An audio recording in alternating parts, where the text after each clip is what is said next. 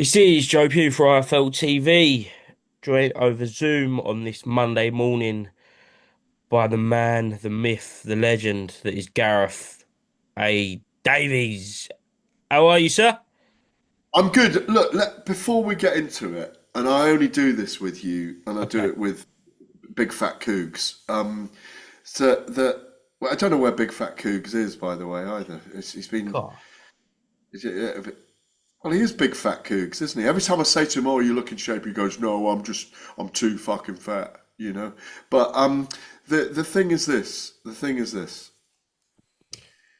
For you and for me, Yeah. this is probably our favourite 20-25 minutes of the week, isn't it? When we get to catch up. Well, probably for you. Don't know for me. Well, it is for me. It No, is I'm for me. joking. I'm No, no, joking. it's fine. It's a good time of the week. It's a good time of the week. It sets Always. the week up nicely, doesn't it? Have a little laugh on a Monday morning, and then it gets you going, doesn't it?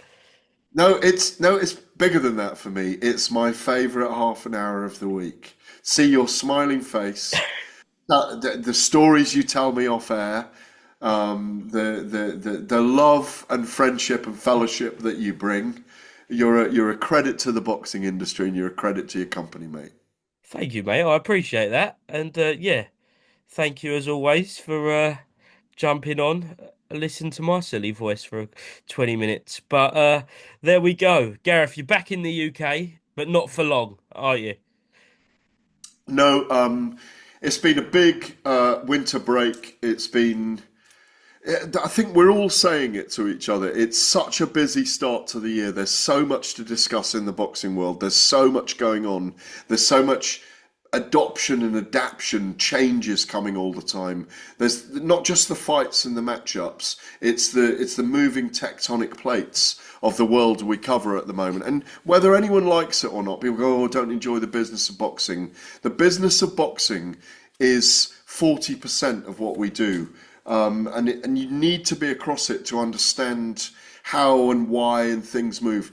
A bit like Bam Rodriguez was about to go to Zoo for boxing. Eddie Hearn's put it out there, leaked it out there that they matched the offer. These kind of things are very important to watch because he lost Jaya Pataya last week to Zoo for boxing. As you know, I sent you the interview.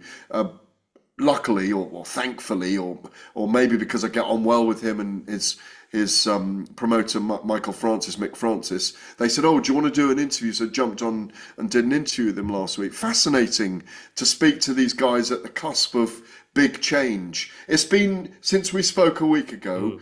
There's been a lot of change in boxing and a lot of change in terms of the direction that people are taking. Never mind what's going on in New York this weekend, or what's going on in Newcastle, or what's going on in Miami with bare knuckle.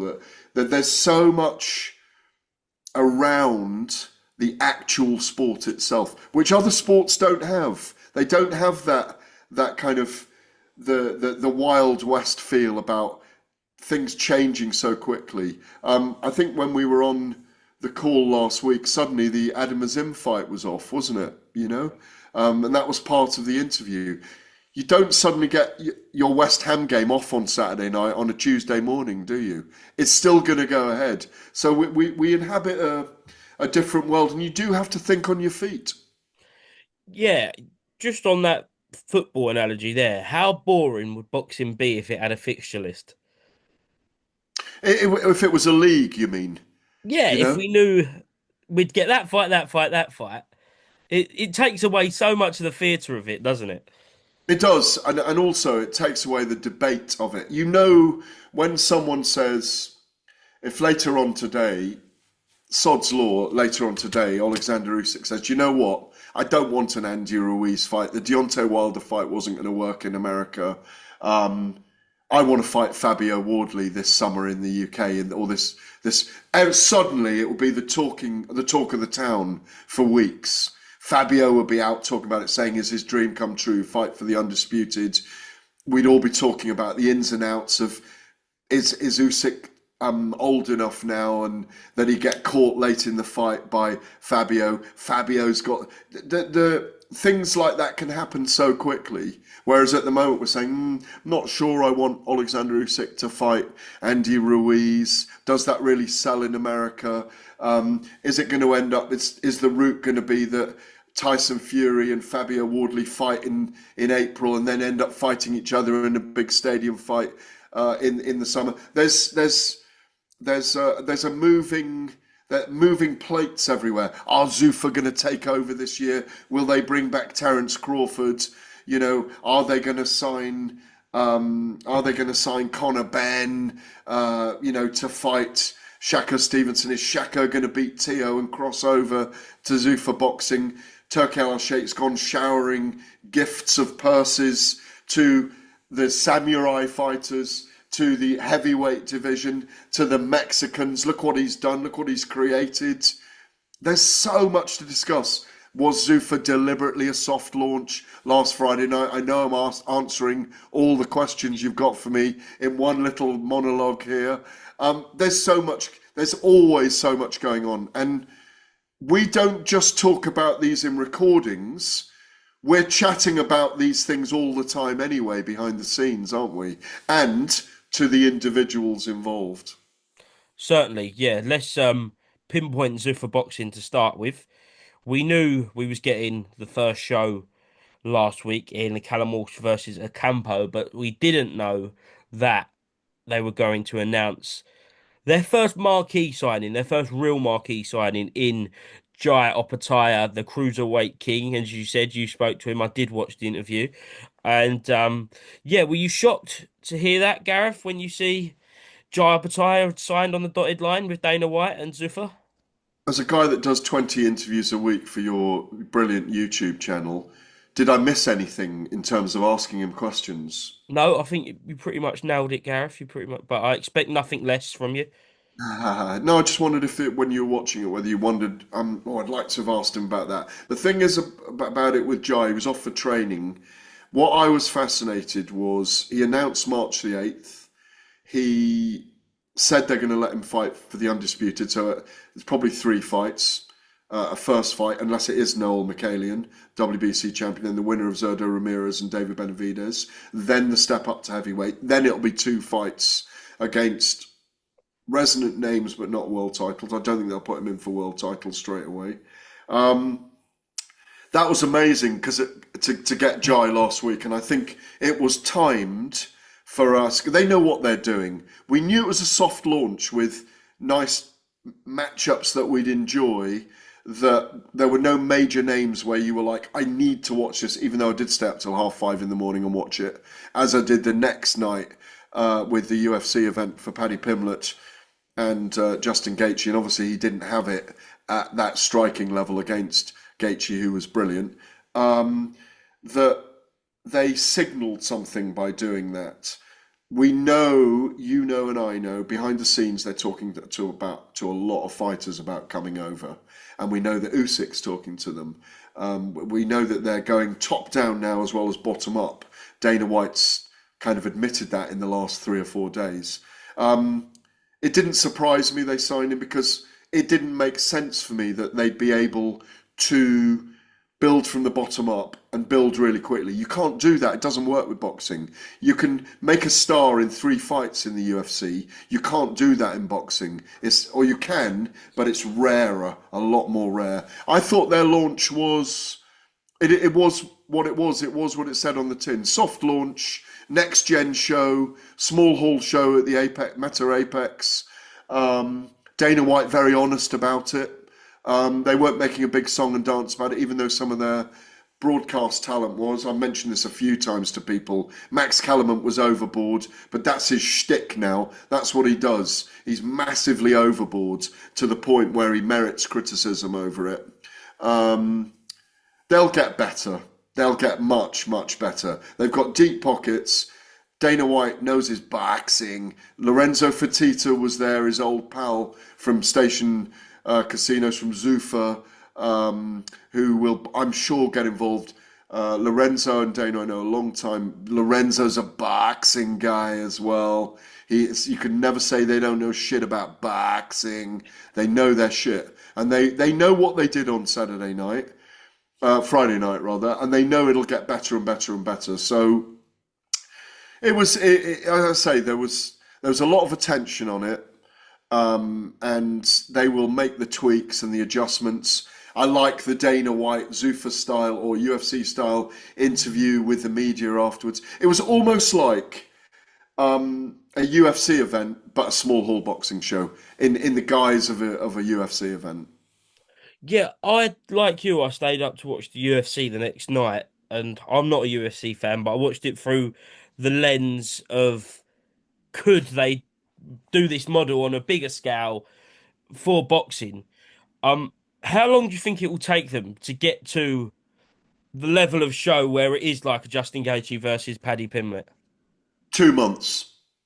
Jesus, wow.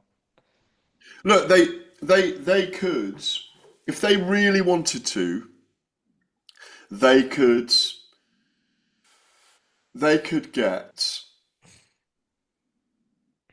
a massive fight at the top of the card every other month now till the end of the year, and they could sell out the T-Mobile Arena and do an Allegiant Stadium fight by the end of it.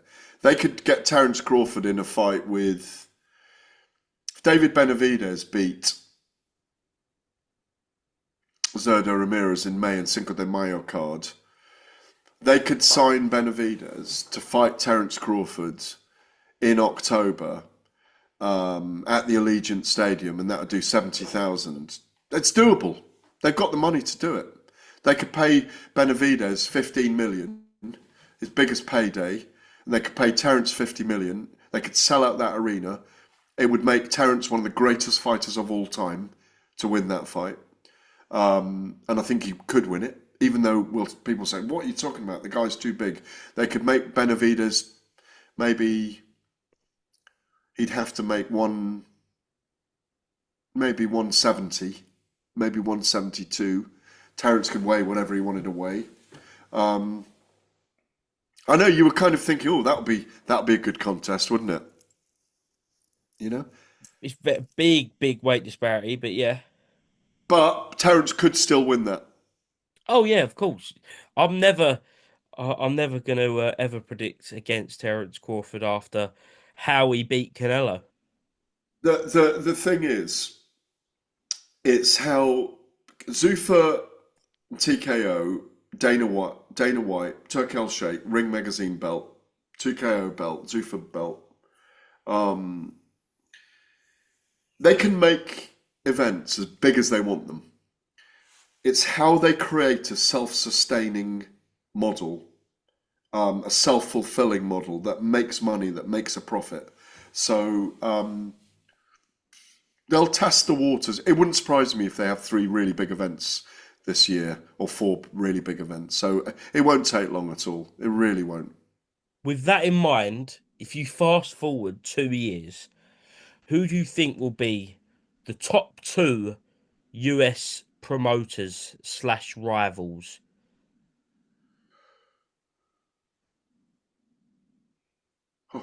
Well, I think it's too far ahead in the future to be able to predict because so many things are going to change. Mm, I think TKO and Zuffa will still be there. I think the Ring Magazine belt will be very, very prominent. yeah. Um, it might be the belt. It is the belt, really. But it's always been the belt. Even though people talk about the WBC being the belt. And I'm talking to Mauricio Suleiman this afternoon. He wants a Zoom chat. That'll be up later today. I'll put that up. Obviously, he's concerned about, and he's almost a spokesman for the 4 sanctioning bodies at the moment. Um, my feeling is that boxing will be bigger in America than we've seen it for a long time.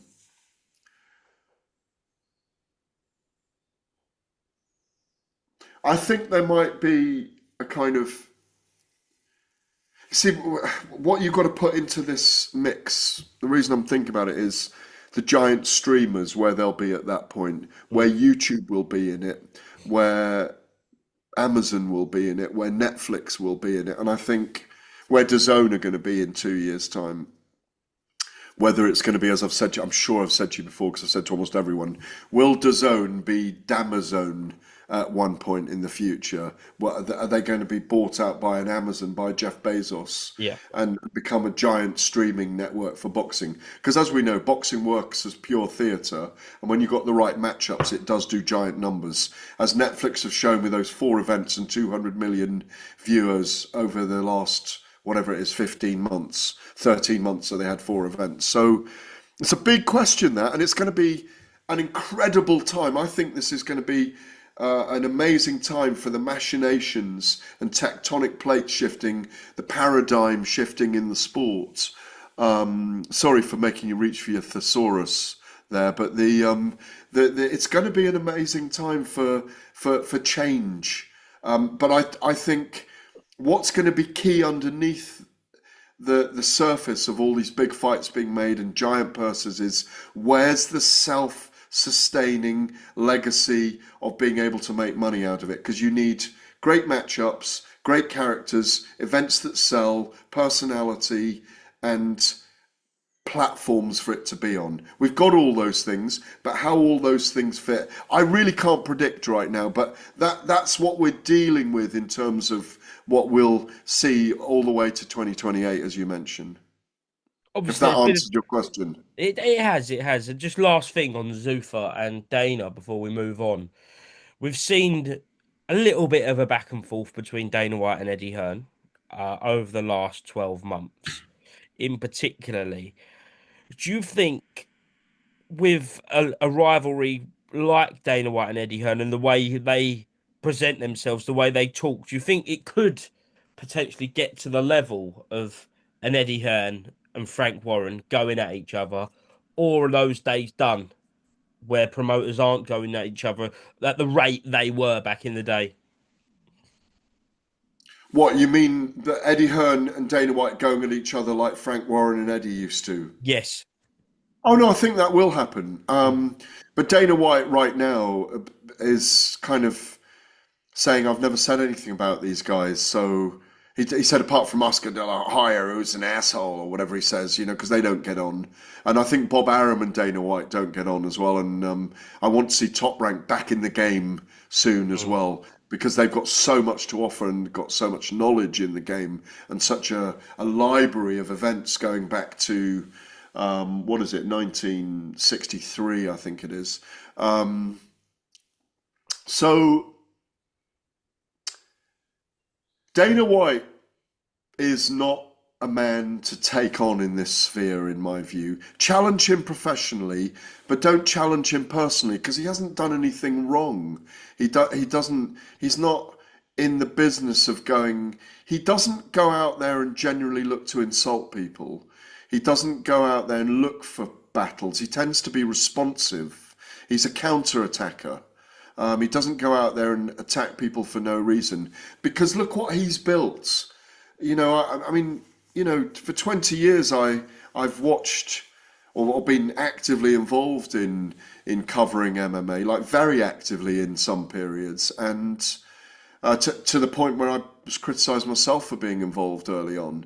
And they are incredibly successful. They know what they're doing. When you put Turkey Al Sheikh and Dana White together, that is some combination. And clearly the Saudi Arabians want to be known in America. They've gone to Tom Brady, haven't they? They're getting involved in an NFL game, moving to Riyadh. They want to create big names. So, like, you go back in the day, Turkey, when we first met him, said, I don't like MMA, I don't like UFC, I'm a boxing guy. That's changed, hasn't it? Because he's seen that there's a place for that. There's a place for it. It's an extraordinarily successful business. He without, I'm not trying to criticize Turkey, but what I'm saying is he adapts and adopts very well. You know, he wasn't a fan of Jake Paul, Mm. but he's a fan of what he's been able to do. Turkey's a fan of success. He's a fan of embracing success. He's a fan of learning and creating genius moves himself. So Man, it's so exciting. It's so interesting at the moment. I find it so interesting. As well as, by the way, which is why I'm working on this event this weekend, BKB 50, the rise of bare knuckle as well. Because it really is growing so fast at the moment. And I'm thrilled to be invited to work on their 50th event as well, in the spiritual home of bare knuckle in Miami, where Dada 5000, who's obviously part of the team, where Kimbo Slice and Jorge Masvidal. Do you know about these guys in the Yes, backyard brawl? yes, I yes. mean, where it all began. So, man, it's a great privilege to be involved in all of it. Right, let's move over to this side of the pond. And it was only 7 days ago we was talking about the prospect of Fabio Wardley against Derek Chisora. How times change in 7 days. Now we've seen Derek Chisora and Wilder. It looks like it's on. It looks like it's done for April. Sky Sports, Calisowell and promoting. This is all new news to us. And as you say, development happened so quick in boxing. Were you shocked to hear that news at the middle part of last week? No, not really, because I think Deontay Wilder and Derek Chisora is a good fight. Needs some serious promotion, and I don't mean that in an insulting way. What I mean is that can really sell. They're giant characters. Trying to remember whether you were out in Dubai at the IBA. Yep. We were, because I couldn't remember being out there, but we were. We had some great times there. Rampage Jackson, Shannon Briggs, Derek Chisora, and Deontay Wilder. They were kind of the stars of the show, weren't they, out there? When you get these giant characters, they're giant fighters, but they're giant characters, and they need to utilize that to really sell this event and this fight, in my view. I liked Fabio Wardley against Derek Chisora, even though I saw Fabio as a decent favourite in that, but it was a big fight for Derek that would definitely sell. Obviously, he needs to get over this, notwithstanding the contract Mm. dispute that there seems to be with Frank Warren at the moment, that Derek's still under contract. I like the fight. It works over here. They're both iconic figures, cult figures from the sport, but it needs to be sold heavily. And to add to what you said, Sky Box Office, it looks like, is going to be involved, and KSI and Misfits Pro, which brings an altogether different market to it. So it's about bringing all of that together to make it work. And if they do, it really will work. Who wins? Derek Chisora. Okay, with that in mind, does Derek Chisora go out on his 50th fight with a Deontay Wilder win? Or if the prospect of a world title shot opens up, does he go for 51? There's always a chance of that with Derek, as he has said himself quite openly on TalkSport. I think in his last interview, his partner, his wife, has said that she's divorcing him. She's off if he fights a 51st time. It wouldn't surprise me if he did, especially if there was a world title in the offing. I don't think this fight should have a world title. I don't see how it has a world title Mm. tag. Um, but that's why I like the Fabio Wardley fight for him, because he could have won the WBO title. Um, but I think if he beats Deontay Wilder, I think he will walk away. No Usyk rematch. No, No? no, no, no. Okay, okay. What career though? If he does walk away on a win against Deontay Wilder, it kind of puts a cherry on top of a mad 20-year spanning cake, doesn't it? I think that, excuse me, Joe, just 1 second. No, forget about it. Sorry, people are contacting me. I hope something big hasn't broken while we've been on air. Um, it's been an extraordinary career. He's a great character to be around. I don't think we'll lose him to boxing. I think there's a place for Derek. What's his TV channel called? His YouTube channel? Delicious TV. Delicious TV, Delicious Derek TV. He's great. He's been great to deal with over many years. I mean, years ago, and I mean, you've seen him. He's called me out at press conferences over this and publicly tried to humiliate me, where I've criticised him in the past for his actions when he really was the villain of the heavyweight division, the bad boy of the heavyweight division. And he is a cult figure. There's no question about it. I don't want to see him go on for too long. He's had an extraordinary career. He's fought the very best. And really, apart from the youngsters coming through and Dubois and Anthony Joshua, who are like brothers to him, or he is to them, if he fights Wilder, he's fought all the big names of the era. And he's been brilliant as well. And he's got better with age. He's become a very seasoned fighter. What he's able to do is just extraordinary. I mean, when you think about the victories over Joe Joyce, Otto Wallin, the way he beat Otto Wallin, was that in Manchester? I think it was in Manchester. Yeah, The way, Manchester, February last year. you know, and it's kind of genius lunacy. You look and think about all the good times, the fun times, the serious times, the moments. We've all had a moment where Derek's trying to pull us up over something. Do you know what I mean? Oh yes. Um, he's a great guy. What a journey! What a journey he's had. Usyk, Andy Ruiz. Your thoughts? Not a big fan of it. Um, don't they may decide that the monies don't work on that one as well, that the purses don't work. I mean, he's got the Latin American, the Hispanic market in America, which is probably why they went adrift with Deontay Wilder and Alexander Usyk. 'Cause it probably, when they looked at the numbers, when the bean counters looked at the numbers, they thought, "No, this is not actually going to work for the amount of money we need to generate. Maybe 60 million to make that fight work, but maybe it works with Andy Ruiz." Personally, I hope that Alexander Usyk, Sergey Lapin, and those boys do a volte face, a 360 or 180, and say, "Do you know what? Fabio Wardley's the guy," and I hope they fight Fabio Wardley. Any inside intel this week on Tyson Fury and the return? Campo Karate, baby. Um, he looks good in a gi, doesn't he, the big man? He does. He certainly You know, does. I mean, it needs a gi the size of a tent, obviously, because he's a giant. But it's look, you can't keep him off social media at the moment. You can't keep. He's definitely taken the happiness pill, hasn't he?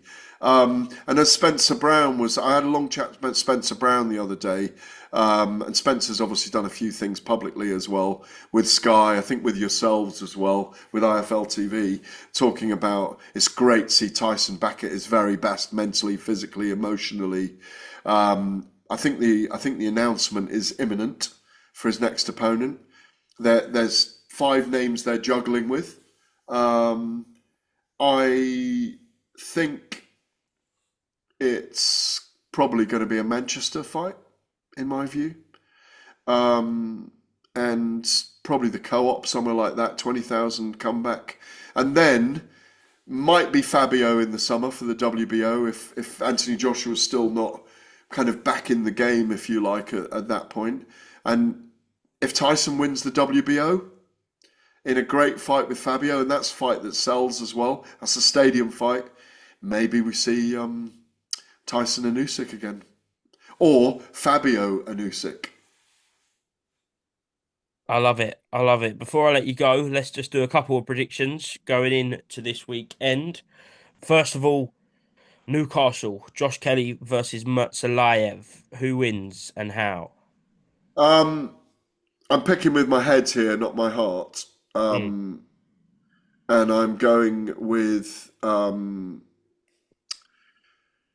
uh,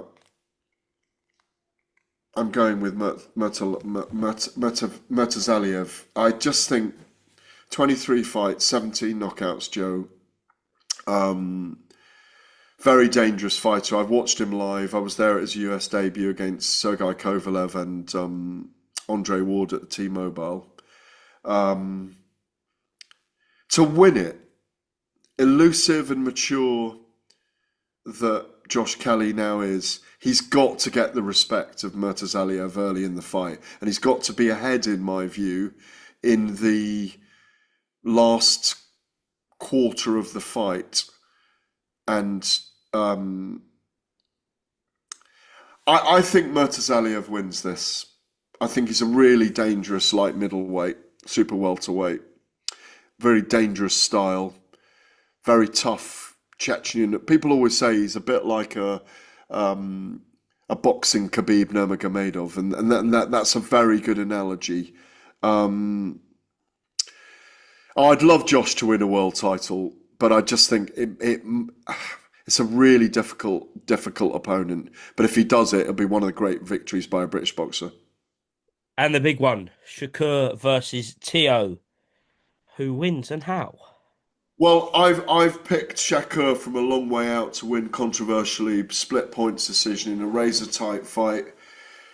There's a bit of an instinct in me that Tio might be too big and too powerful, and I've been looking back over his stuff and the two victories, amazing victories over very brilliant southpaws in Josh Taylor and Vasyl Lomachenko. The footwork of Tio Lopez is extraordinary. And look, I'm talking him up more Mm. than I am Shakur. And obviously, Tio's been at the heavier weight for a while and very comfortable at 10 stone. Shakur's up in a fourth weight division now. Tio's the number one in the division. There's a lot of pressure on Tio, a lot of pressure on Shakur. Tio's got that screw loose, so he doesn't really feel pressure in a way, or at least doesn't show it. Um, I'm surprised that Shakur is a marginal favourite with the bookmakers, but I'm still going for Shakur on points. But it wouldn't surprise me if Tio did win that and was too physically big or strong. But what Shakur cannot do in this fight is sit on the ropes, not give openings for Yeah. Tio. Make sure he meets him in the mid range. Make sure he wins the exchanges. But I think if Tio is beaten handily by Shakur, he gets into the pound for pound number one discussion. Because I think if Shakur wins convincingly, oh no, I know you're pursing your lips, but I think if he beats Tio really convincingly, you've got to look at him with Noya Inoue and Alexander Usyk as right up there in the top three. Yeah, Fair? that's fair. That's fair. I don't know about number one, but top three, I can completely agree with. Just to put you on the spot here, very last thing, we spoke about change in boxing today. We spoke about how unpredictable it can be. I want you to give one wild prediction that no one sees coming for boxing that we'll see by the end of this year.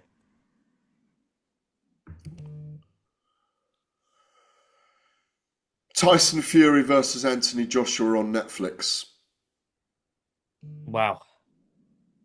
Okay. Okay. You've left us with a bit of a bombshell there. And yeah, Gareth, thank you very much, sir. Enjoy Miami. And yeah, we'll catch up at some point next week. Is there anything else you'd like to say, mate? No, enjoy, peace out. Peace out, bro.